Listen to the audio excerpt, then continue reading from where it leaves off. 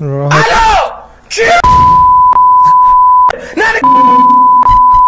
نه دیگه اینجوری. سلام بچه‌ها، چطورید؟ خیلی خوش اومدید. بریم سراغ اولین کلیپ، اما قبلش بزن دکمه لایک و دکمه سابسکرایب. آقا من یک کلیپی دیدم دلم نیومد نذارمش.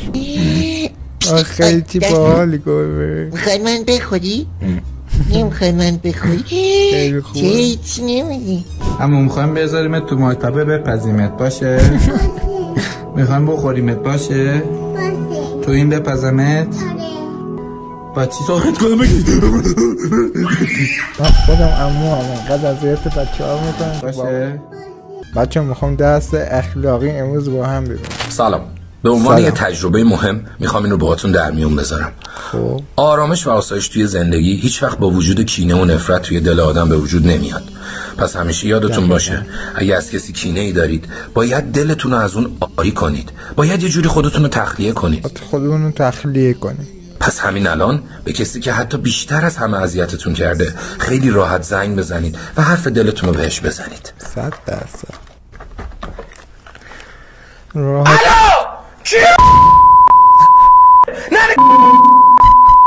نه دیگه اینجوری. چی بود من دیدم؟ یا خود وای چیز خاصی نبود. یادش رفت او تنها ببنده.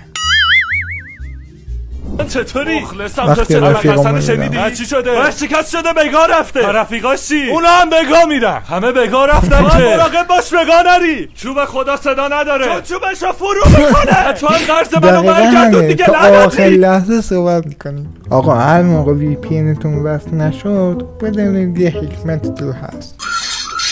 مثلا دنیا کن از محله دارین سم میباره. نمیست تلگرا گوشیشم بزن تو شارژ. تو مهمتر بودم. دقیقا از فیلم هندی همینه ها. یعنی دقیقا فیلم هندی ها همینه ها.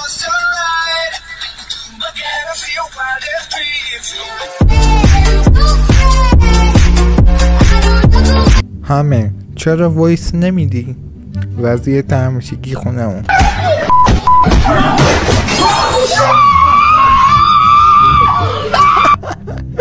آقا به خدا دقیقا همینه. حالا نه جیغ و چیزا ولی خب خونه ما همیشه رو هوا نوخوشی میام. ماشین رد میشه با 200 رد میشه. نمیدونم صدای جیغ مردم میاد. یه دیوان ببینیم میشه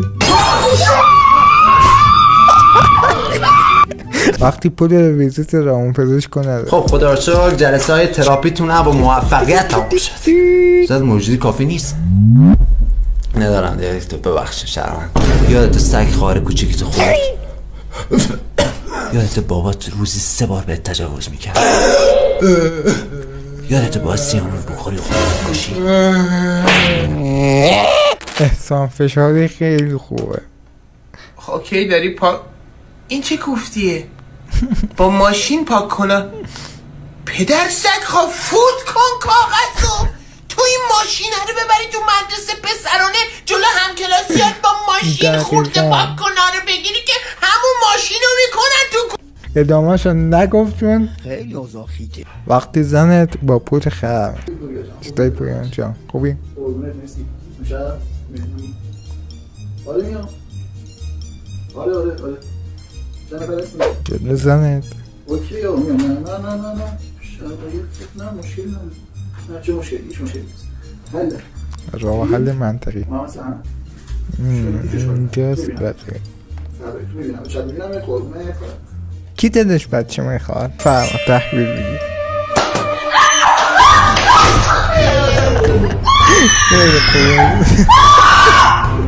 حالا با جیبش میده وایستی که الان من جیبش میده.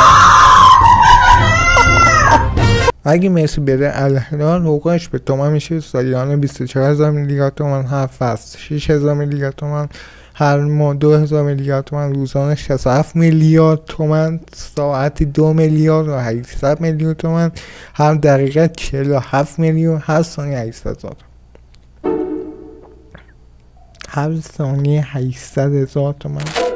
درخته چقدر باحاله ولی تو شب نه. توشم ترسناکترین درخت جهانه. خب رفقا دمتون گرم، مرسی که اینجا اومدین. اگر از ویدیو خوشتون اومد لایک کنین، حتما لایک کنین تا ویدیو بعدی میبینم. فعلا خداحافظ.